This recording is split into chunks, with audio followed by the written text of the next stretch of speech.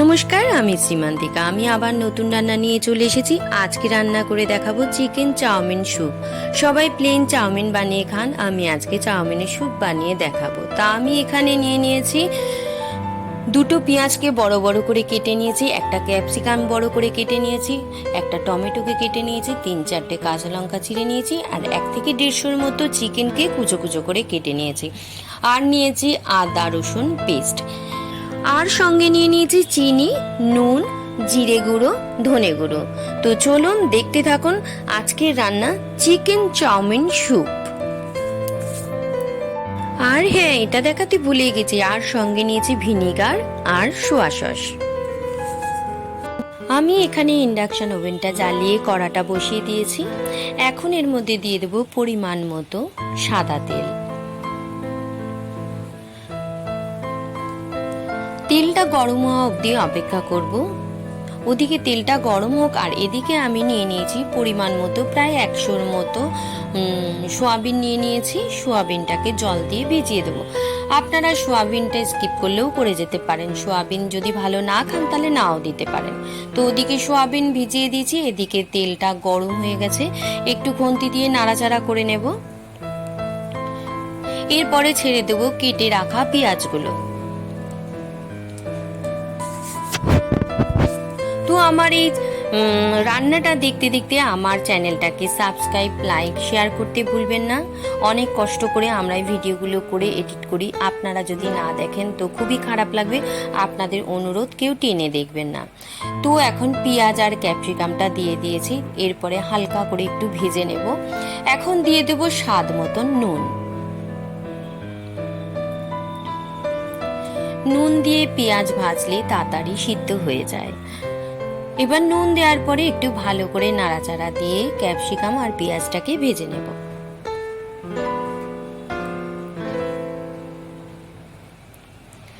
আপনারা এই রান্নাটা বাড়িতে করে খেয়ে দেখবেন, ভীষণ ভালো লাগবে। চাউমিন আমরা সবসময় নর্মাল খাই, তো এইভাবে চাউমিন বানালে ভীষণ ভালো লাগবে। তো আমার ক্যাপসিকাম আর পেঁয়াজটা মোটামুটি ভাজা হয়েছে। এখন এর মধ্যে আমি দিয়ে দেব টমেটো আর কেটে রাখা চিকেনগুলো।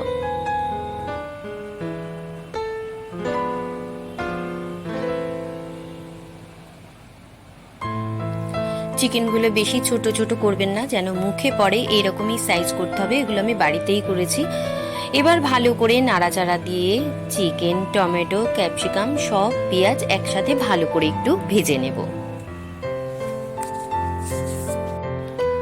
সবজিগুলো মোটামুটি ভাজা হয়ে এসেছে, বেশি লাল করব না, একটু হালকার উপরেই ভাজবো।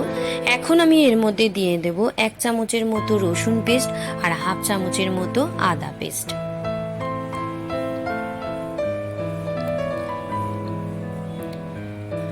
আদা রসুন পেস্ট দেওয়ার পরে একটু ভালো করে নাড়াচাড়া দিয়ে ভেজে নেব, যাতে রসুনের কাঁচা গন্ধ না থাকে। তো আমি যেভাবে রান্নাটা করে দেখাচ্ছি, আপনারা যদি এইভাবে রান্নাটা করে খান ভীষণ ভালো লাগবে। একদম গ্যারান্টি দিয়ে বলছি, ভীষণ ভালো লাগবে, বারবার খেতে ইচ্ছা হবে।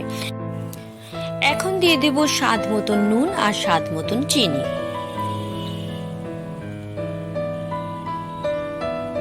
এরপরে দিয়ে দেব পরিমাণ মতো ধনে গুঁড়ো, পরিমাণ মতো জিরে গুঁড়ো।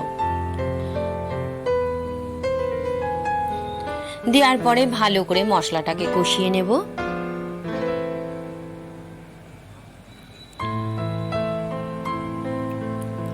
ভালো করে নাড়াচাড়া দিয়ে কষিয়ে নেব।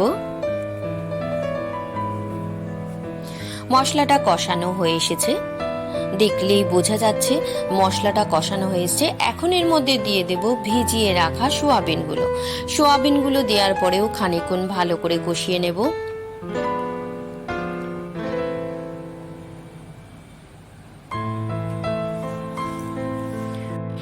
এখন ইন্ডাকশন ওভেনটা একটুখানি কমিয়ে দেবো, দিয়ে ভালো করে নাড়াচাড়া দিয়ে সোয়াবিনগুলোকেও ভালো করে কষিয়ে নেব। কমিয়ে নেব এই কারণে যেন লেগে না যায়, লেগে গেলে একটা পোড়া যদি গন্ধ আসে ভালো লাগবে না। তাই ধিমে আছে ভালো করে সোয়াবিন আর সব মশলাগুলো, পেঁয়াজ, ক্যাপসিকাম, টমেটো ভালো করে কষিয়ে নেব।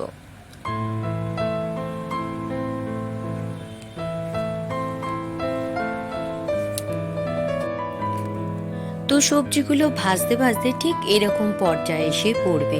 দেখো সবজিগুলো ভাজতে ভাজতে দেখতেও কেমন সুন্দর হয়ে গেছে। আরও খানিকক্ষণ আমি এগুলোকে ভেজে নেব।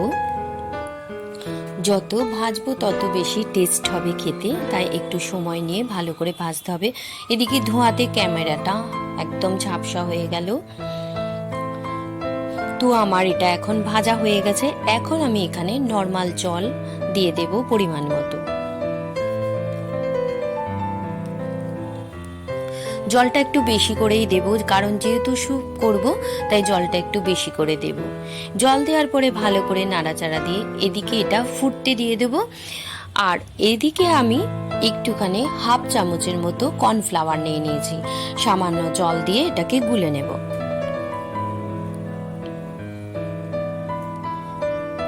ভালো করে গুলে নিতে হবে যেন ডালা ডালা না থাকে।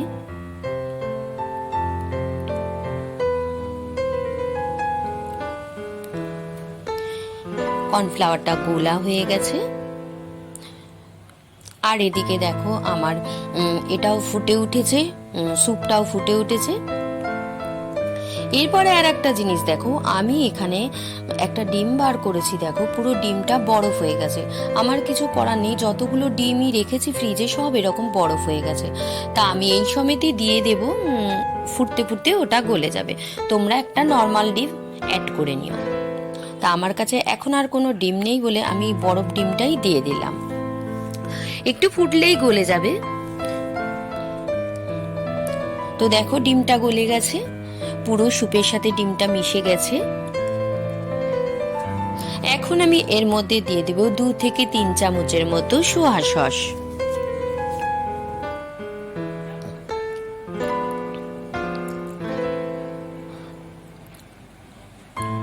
আর দিয়ে দেব 1 চামচের মতো, বড় রাইস চামচের 1 চামচের মতো দিয়ে দেব ভিনিগার। এবার দেওয়ার পরে ভালো করে নাড়াচাড়া দিয়ে দেব।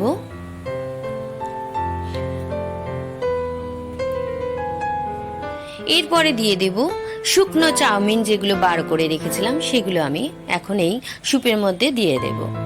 দেওয়ার পরে ভালো করে নাড়াচাড়া দিয়ে ভিজিয়ে দেব। স্যুপটার মধ্যে ভালো করে ভিজিয়ে দেব চাউমিনগুলোকে। দেওয়ার পরে খানিকক্ষণ ফুটিয়ে নেব। খুব সুন্দর একটা গন্ধ বেরোচ্ছে, ইয়ামি ইয়ামি টেস্টি টেস্টি। যেহেতু চিকেন পড়েছে বুঝতেই তো পারছো চিকেন স্যুপ কত সুন্দর গন্ধ বেরোয়, ঠিক সেরকমই এখানে চিকেন চাউমিন স্যুপ সেরকমই গন্ধ বেরোচ্ছে। তোমরা বাড়িতে বানিয়ে খেয়ে দেখো কেমন লাগে, অতি অবশ্যই কমেন্ট করো। কি সুন্দর দেখতে হয়েছে না? এখন দিয়ে দেবো চিড়ে রাখা 4-5টা কাঁচা লঙ্কা। তোমরা যে যেরকম ঝাল খাবে ঠিক সেই রকমই তোমরা ঝাল অ্যাড করবে। চিকেন চাউমিন স্যুপটা মোটামুটি রেডি হয়ে আসছে। এখন এর মধ্যে আমি দিয়ে দেব গুলে রাখা কর্নফ্লাওয়ার। কর্নফ্লাওয়ারটা দেওয়ার পরে ভালো করে খুন্তি দিয়ে নাড়াচাড়া করে দেব। দেখো কি সুন্দর দেখতে হয়েছে, দেখো।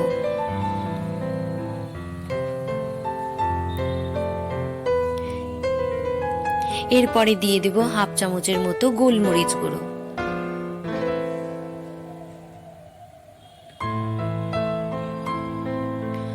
গোলমরিচ গুঁড়ো দেওয়ার পরে ভালো করে নাড়াচাড়া দিয়ে ইন্ডাকশন ওভেনটাকে বন্ধ করে দেব।